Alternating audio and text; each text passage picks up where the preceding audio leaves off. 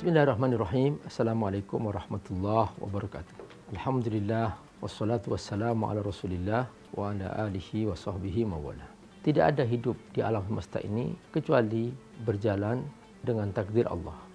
Karenanya dalam kita memahami qada qadarnya Allah Subhanahu wa taala, yang pertama bahwa ada takdir yang di sana kita tidak bisa sama sekali intervensi. Misalnya dari ibu siapa kita lahir, tanggal dan tahun berapa kita lahir, seperti apa bentuk wajah kita, hidung kita pesek, hidung kita mancung, mata kita belok, mata kita sipit. Semua itu sudah by design. Yang menentukan Allah. Mengapa Anda bahagia ketika berbuka? Karena Anda telah berpuasa. Anda menahan lapar dan haus dari fajar sampai maghrib. Maka Anda bahagia. Seorang anak bahagia ketika dia lulus ujian. Sama, kita juga bahagia ketika kita lulus dari ujian. Lulus dari penyakit, kita bahagia. Lulus dari kemiskinan, kita bahagia. Lulus dari kesulitan, kita bahagia. Jadi kita juga akan bahagia masuk surga setelah kita bercapek-capek di dunia. Capek mentaati Allah, capek baca Quran, capek berzikir, capek bersedekah, capek berinfak. Semua ini nanti ketika kita masuk surga, kita akan bahagia. Tidak punya kekayaan, tidak membahayakan. Tidak punya rumah mewah, tidak membahayakan. Yang paling penting kita punya iman. Tapi apalah arti ketika seseorang punya segalanya, punya harta, punya jabatan.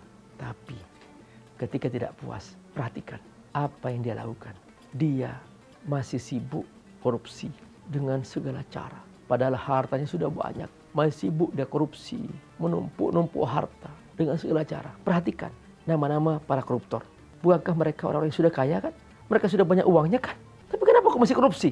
Karena mereka tidak puas dengan apa yang ditakdirkan. Pemirsa rahimakumullah, inilah dia dua hal yang harus kita penuhi, yaitu al-qanaah bima yu'ti, yang kedua halawatu ta'atihi. Puas dengan apa yang Allah berikan.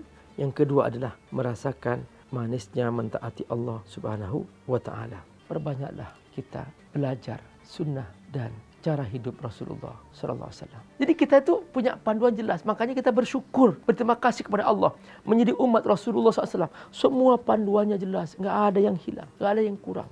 Al-Qur'annya lengkap, teman-teman rahimakumullah. Persis Al-Quran yang kita pegang ini Al-Quran yang sama yang ada di Lauhul Mahfuz. Maka benar-benar kita harus berterima kasih kepada Allah Subhanahu wa ta'ala agar kita mendapatkan kebahagiaan. Artinya apa? Allah masih memberikan kesempatan kepada kita agar kita memohon ampun, agar kita bertobat kepadanya. Maka kalau Allah menutupi aib kita, bersyukurlah kepadanya, berterima kasihlah. Dengan 4 unsur ini, teman-teman, kemudian dikatakan bahwa lau anna rajulan asha mi'atai sana.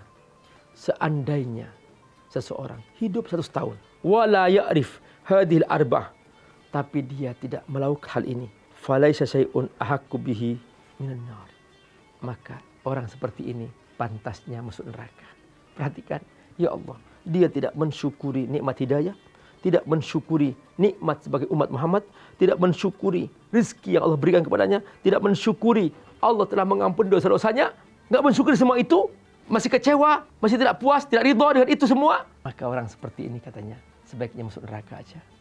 Ya Allah, teman-teman rahimakumullah, ayo kita biasakan menjadi pribadi yang selalu puas dengan takdir Allah dan merasakan lezatnya ibadah kepada Allah Subhanahu wa ta'ala. Karena ini kata kunci untuk kita menjadi hamba Allah yang sejati.